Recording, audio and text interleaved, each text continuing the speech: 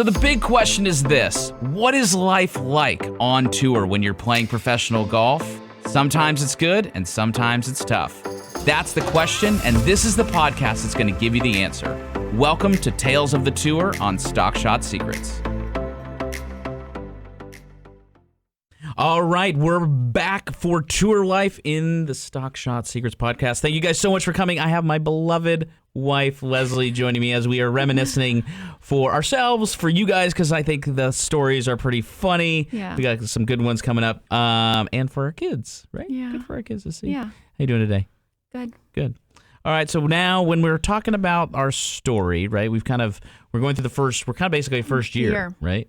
Newlyweds trying to figure it out. Learning to be married and live on the road in hotel rooms. And broke. So broke. So broke. So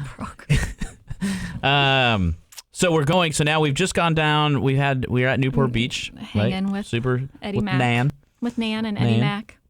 Learning how to surf. Remember those waves were so big too. I didn't learn how to surf, so I don't remember. California was great. It was. Okay, so then after we do that, we decide we got to go back out east. So let's drive. And on our way, we stop at Pearland, Texas to play in the Pearland Open. And it's August, and it is hot. So it's 100 hot. degrees, 100% humidity. But you know what's so crazy about that event? What? Was how we figured out in McCormick we need to stay with families. Yes. So we called the tournament director, who we have quite the relationship with because of multiple incidences, which we can maybe get to, but we'll talk about different other things with hole-in-ones and cars. Yeah. But we call them and say, hey. Or lack thereof. We say, hey, we need to have a host family. We're going to sign up. There was a list. Every single week. How do you reflect on that whole story? Tell the story. Yeah, you called and said, hey, we're going to sign up for a host family. I have my wife with you. And they're like, okay, no problems already having been placed with families, being husband and wife. And we were legitimately husband and wife. But I don't know. He calls you back and he's like, we just had a guy that said he was married too. And we actually found out he's not married. So we're not providing host families for married couples. And Kyle's like, we're legitimately married. He goes, no, you're lying. Yeah, basically telling us that we're lying. And we're like, no, here's my marriage certificate. We've been married for 8 months. Yeah, we're honestly married. I just love my wife. No lies. So we got denied one family. They wouldn't take us in. Yeah. So finally another family took us in. And the family, I remember finding out, the family that took us in, she was best friends with the family that wouldn't take us in. And I remember telling her, I was like, she was calling us liars. And she was like, oh, so-and-so, yeah. I'm playing cards with her tomorrow. I remember that. I was like, thanks for having us at your house. We're very thankful. Yep. So I go to Pearland. Unfortunately, So first hot. year, trying to figure out how to do it. Miss another cut. That's exciting. You played in the Pro-Am, though. Yes, I did play it. Well, no, that story, we will get to that one next as we come circle back around into Pearland. Pearland's a pretty that story is really that story doesn't happen for another year, which we'll kind of tease that one out there. As his game got better. Yes, my game got better because of the mentor that came into my life. Yeah. Which you guys know is Mike Bender. Bender. So we go to Pearland, miss another cut, so I suck. Miss the cut. We're hanging with the Bockies this weekend. They're staying with their friend. They have friends down in Pearland, so they're staying with them. Their friends were out of town for the weekend. Bocky makes the cut. So we decide that I missed the cut, so we're gonna have a crab boil. Yep, have a crab boil and some cocktails. We head over to Costco. We pick up our crab. And Bocky says, I think I'll just stay up till 5 a.m. and then tee off at 7. And we play poker. He plays good the next day. Oh yeah, but we played poker all night. What did we do? What was crazy about Bocky's story, which we got to send this to Bocky. He'd love to do it. Bocky played Bocky, do you remember how he was a part of that crew in South California or Arizona where it was Old like Man Witherspoon gave him all this money. Yeah, it was the guy who started Grey Goose, and he basically got a pool of 5 or 6 mini tour players, and they would go and he would just watch them play. Right, just purely entertainment for him, for himself. He funded. I think he funded their tour. Where was that deal? We needed that one. I don't know. All right. So we go from Pearland. Now we go to Hopkinsville, Georgia. And Hopkinsville, Georgia, if anyone's been to Hopkinsville, Georgia, my guess is you've never been to there. Hopkinsville, Georgia. The biggest restaurant they have, I think, is like a OK Corral. I remember Buffet. that was the week. No, but they did that because, honest to God, that was the week where I remember distinctly. And I remember driving, and the subway was on the right when you came out of the course. Mm-hmm. And I can distinctly seeing it and being like, oh my gosh, I am eating so much Subway. Because that's all that we had the money for. Yeah, but it was also the only thing that was there. Every single town had a Subway, one stoplight, a gas station, and maybe a McDonald's, yeah, which we didn't eat fast food. You guys know like those old footage videos, not really old, but the videos where you have like baseball players. I think I could see it like at the Yankees stadium or whatever, where the stadium is just massively filled with bugs. Hopkinsville had so many gnats. It was literally they would cover your face. I mean, you're nothing.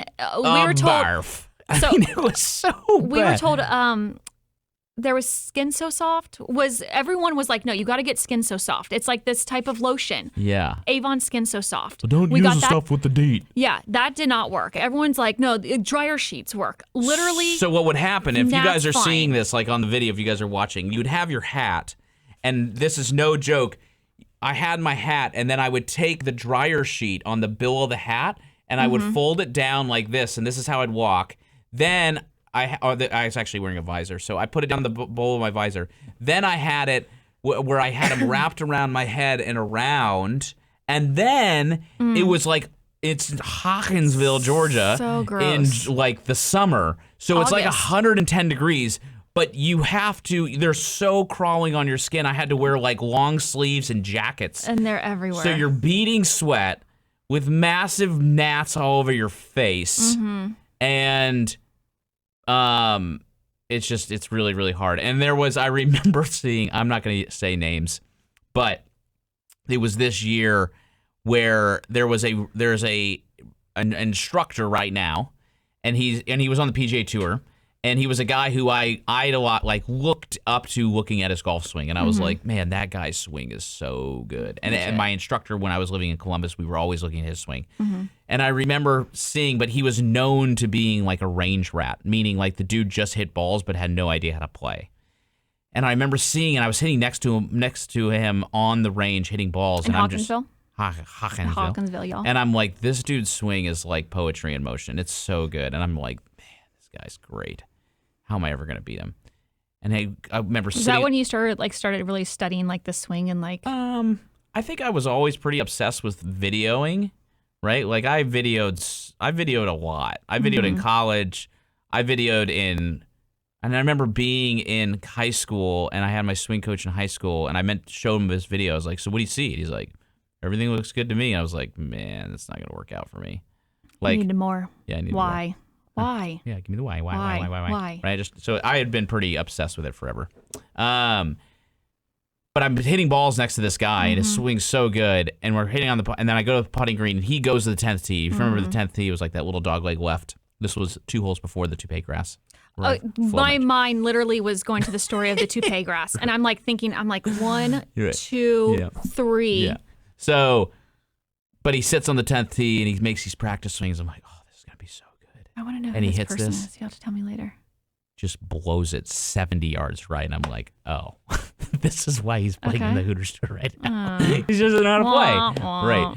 But like swings is so good. But there's such an art between learning how to play and then like. I'm like, just because he swings it good, and you're saying like he swings it good, like it's pretty. It's a pretty swing. Yeah, it's pretty. Okay. It just looks like a beautiful swing. Yeah. Okay.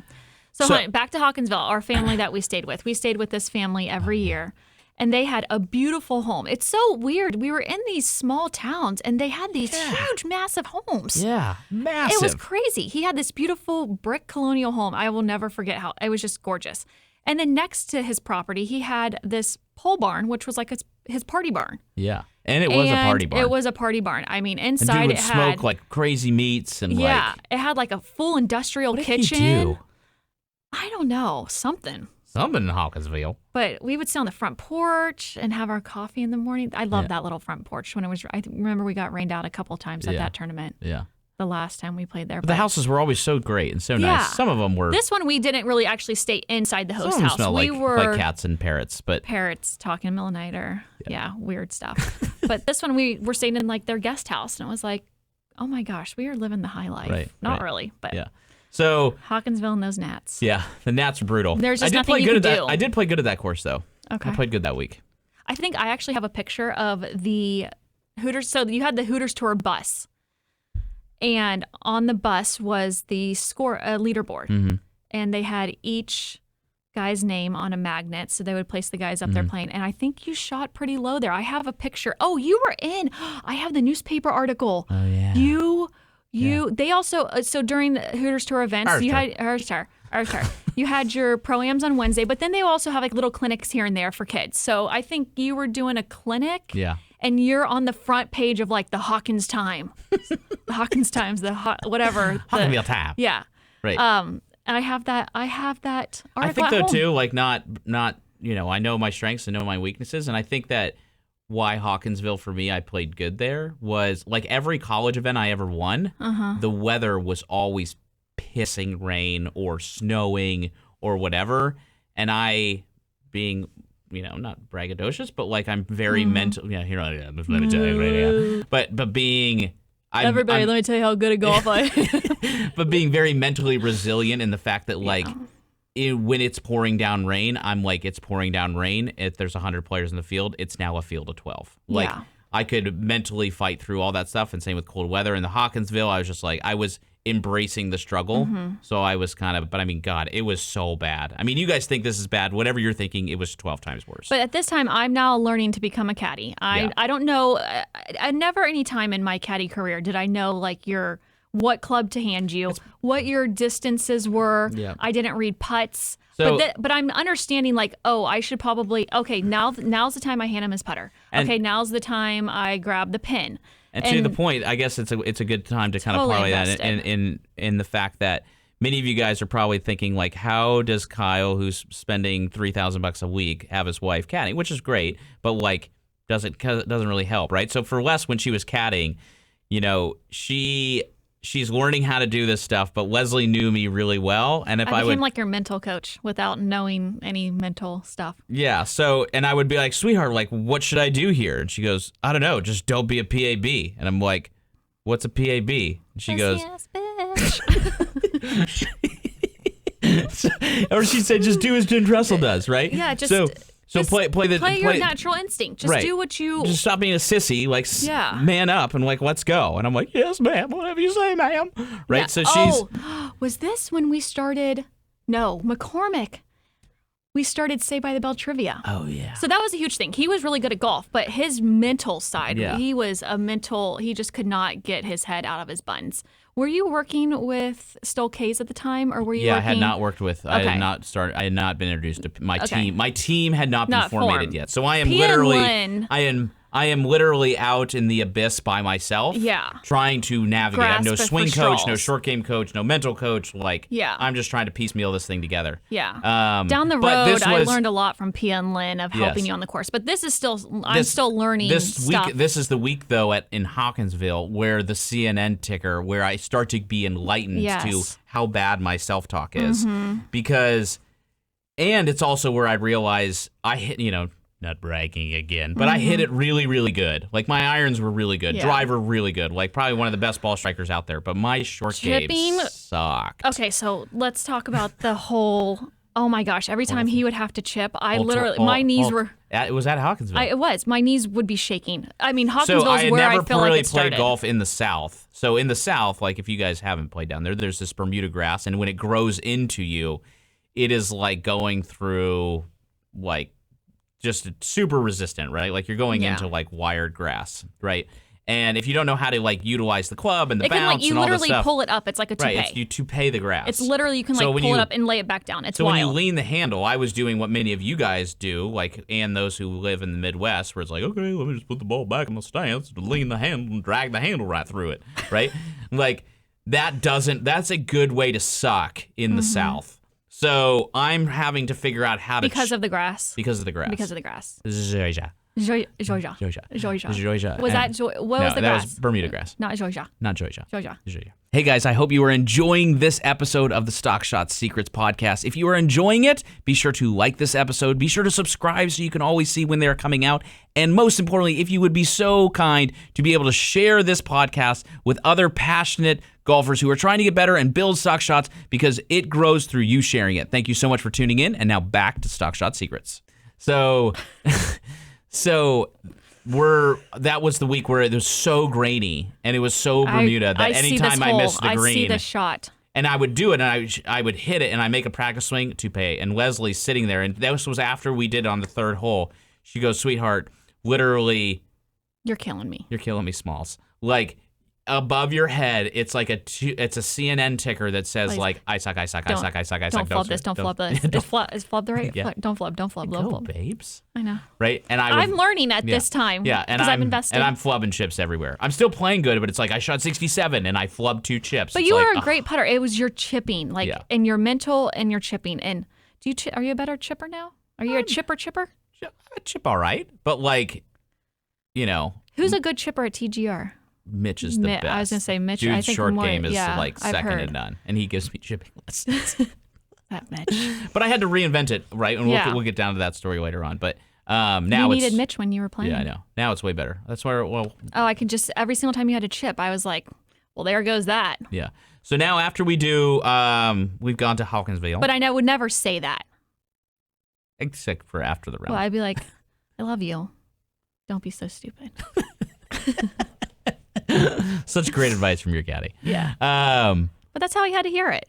100%. Yeah. Yeah. Fine. I mean, some caddies out on tour or some players are like, shut up and keep up. Don't tell me what to do. And you never gave advice. The advice that you would give would be like, I don't know. It was always encouraging. It was always like, hey, you're really good. Stop second guessing yourself and just play. So then between holes, we'd have to I started writing trivia. We are huge Saved by the Bell fans. So I started writing Saved by the Bell trivia. Zack Attack. Yeah. What's the band called that they have? Zack Attack. Or Hot Fudge Sundae. When Jesse took all of our caffeine pills. Yeah. I was so excited. Okay. So I would have to write out. I would write out trivia, and we would do trivia. Saved by the Bell trivia. Because you want to keep your brain on vacation in between shots. Between shots. Like when you play golf for 5 hours, you're actually only hitting, like you're in your routine for 24 to 27 minutes. Yeah. You're actually hitting balls for 1 minute. So there's basically 4.5 hours of dead time. And if you keep thinking about golf, your brain is going to be fried. And I love to think about golf. He loved to think about golf, but you were on the clock. I think I played so good when I was on the clock. Don't be mad at me, but I swear we got to know the rules officials really well because they would just be flying around every single round, sometimes twice around. There was a guy out there named Jeff Harlow, amazing guy, and he'd be like, "All right, Kyle, you're back on the clock. I'm gonna need you to play the next 3 holes in about 14 minutes." But the way he said it was just like, "All right, I'm gonna do it." Oh, he was amazing. Who was our other guy that? Larry. You're a real firecracker, Leslie. Yeah. I think you're a real firecracker. But for real, like for me, everybody, when you play, like kind of knowing your stuff, right? Like when I got under stress or under turmoil on the golf course, I would slow down. But now, like when I would slow down. I think you had a pretty serious, like people knew you for being slow, Kyle. 100%. Like it was the problem with it, and it's probably overthinking. And you're not an overthinker, which is I'm the overthinker in us. You're like the person that's just like, idea. Do it. And it's like, so but you just weird couldn't do that on the golf, course. I was so like type A. You couldn't commit. But in like everything else, and instructor, I'm very like I was talking about a student with this the other day. It's like in life, like with you and whatever, I'm like, yeah, like whatever, man. Let's just go. It's fun. Yeah. You want to go? Right? Like it's just like super type B in a sense. But then on the lesson tee and in playing, I'm like, bro, you need to move your heel 1/8 of an inch back. Like, like very, very detailed. It's so different. It's like we've switched roles. At that time, I was like all chill, and you were all an overthinker and couldn't commit. But it's specifically to golf. But it's like I'm in that in the workplace, but I'm not in like that in life. Oh, but like in the workplace, you're just like ideas, go. Oh, spider monkey. Yeah. So yeah, I think that's what took you down in your career. It is. It was slow play in your mind. Yeah, and because when I would get on, I was begging for Jeff to get on, put me on the clock so I could, like, I was like, can I just pay you to like follow me? Yeah. Because I play so good if I was on the clock, but it was just because to get out of the way. So I was like, for you listening, like I was like the greatest pro-am player, like fun gambling round on the weekend, like relax, chill. I could shoot anything you want, like it'd be amazing. But then in tournaments, like I was good. Like I would, I think my scoring average that year when I played was were really good. 70, 69.5, which for a mini tour player, like you have to shoot like 62. So yeah. But it never allowed me to get to like that consistent like 60, 68, you couldn't 67. get over the hump. Yeah. Right. So lessons itself, maybe another part of stock shot secrets. So after we get done with Hopkinsville, we then go to Elgin, which was kind of like a little miniature McCormick. Elgin was fun. It was the same thing, kind of a golf village, bunch of retirees. We stayed with a great couple there, the Gregors. Yep. Greg played for the Trailblazers and the Phoenix Suns. Yes. He's probably. Maybe. I don't know. We'll have to find out. He was older. But they took us super in. nice. And From Cincinnati? Yes. I think that's where we had Skyline. Yes. She made her own Skyline. She made homemade Skyline. We had a lot of connections with them. They lived in Arizona How much do you at that love time. Skyline? I love Skyline. I want to be buried with a bowl of Skyline chili. I like the hot sauce. Yeah, it's just Tabasco. I just like hot sauce. Yeah. We did that. We did Elgin. I think McCormick was actually the first time I remember. No, it wasn't, because this will come later. But Elgin in later years was the first time I was ever introduced to TrackMan through Dennis Kwan, who worked with Bender. But we'll talk about that later. Was Dennis Kwan one of the guys? Patrick's coach. Okay. Yeah. I thought he was one of the Grey Goose guys too. No, that's Jeff. Okay. Fujimoto. Yes. Yeah. So yeah, Elgin was always a fun tournament. We returned there every year. One of the years, the couple, we weren't there one year. They stayed there with their son. They traveled with their son. Oh yeah. They're from Houston. Gosh. Yeah, I remember. But so anyway, so we leave Elgin. That's like basically the last event of the year, and then it heads into crunch time, which is Q School time. Lake Javita. Lake literally Javita. hell. So I have to go to Sorry for Lake Javita people, but literally hell on earth. It is. I actually liked Lake Javita because of the fact that we had Big East Championship there, and the course set up really well for me. But the gnats, again, the fire ants and dinosaur birds, the dinosaur birds are crazy. I don't even know what those things are called. They're not cranes, but it's like, I think they are cranes. But that Lake Javita, I believe, literally is swampland. Like you had to walk through swamp. Yeah. It was, and it's August, September in Florida, and but play good. Win Q School that site that year. I did not remember that. You did? Yep. No. Yep. First or second. I'm pretty sure I won. Huh. And I was like, easy. Shows how much I know about golf still. So then we go after Lake Javita, and then the first round of Q School happens. And this is where one of 6 times I get the flu. That first year. What was the first year? The time that you got the flu was when I was pregnant with Adler. I got the flu every year at Q School. At Q School? Like literally every year. I don't think I was at Q School with you. I was at Lake Javita another time, which is where I get my sentiments and for you guys to put a perspective of what Q School is, just to kind of have an understanding. Imagine whatever you're doing in work that you have to, first off, you have to pay $5,000 to take your annual test. And if you're not the top 125 in the country, or I'm sorry, top 125 in the world. So let's just say you're a financial planner, or let's say you're a lawyer. I think a lawyer would be. If you're not a top 125 lawyer in the world, you have to go take the bar exam again. Mm-hmm. And then if you're not again top 125, you got to take the bar exam again, or you got to take your dental license thing, whatever the tests are for all these professions, right? So I go to Q School. You spend $5,000, and you try to, you're prepping, and usually for me, like I had a whole program to kind of get ready, because obviously in the realm of golf, I'm a type A. And you have no coaches. No coaches. Why did you not have coaches at this time? I think I just couldn't afford it. I didn't really, I think I was dabbling. Your mind hadn't wrapped around you weren't sold on the whole coach thing? No, I was 100% sold. Like I was kind of working with Scott Sackett out at McCormick a little bit. Yeah. Utley? Nope, I hadn't met Stan yet. So I hadn't been introduced to Ben. So I was kind of on my own, which is Ben Boast. So it's kind of like, that's kind of probably where a lot of the listeners are sitting, where it's just like, I'm coming where I've been in your shoes, where it's like you're hitting it bad, and it's like, let me try this. Mm-hmm. It's just like grasping for straws. Yeah. It's changing your putter mid-round, or mid-tournament to a belly putter. Yeah, I did shoot 60 with a belly putter though. What tournament was that? That was in another pro-am, of course. Oh. Yeah. So anyway, so Q School kind of ends that first year. Get the flu, battle through it, don't get through.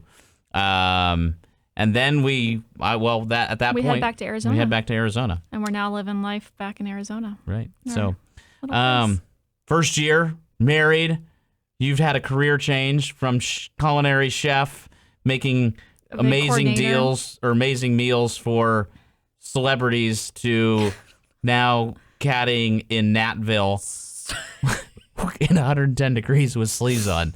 Hey, sweetheart, welcome to Marriage to Kyle Morris. It was so hot and gross and sticky. Ugh. Yeah, but I do love you, and thank you so much. Yeah.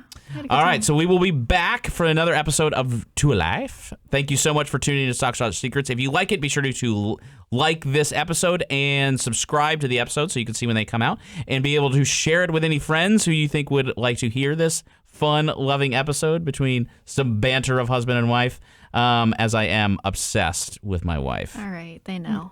See you guys next time. Hey, thank you so much for listening to the latest episode of Stock Shot Secrets. I would love to invite you to Columbus to come see me and hang out with me and build a personalized plan for you and your game. If you would want more information about building your personalized plan and coming to Columbus and hanging out, just email us at info@thegolfroom.com and we will get back to you and set your visit for an epic red carpet experience at TGR in Columbus, Ohio.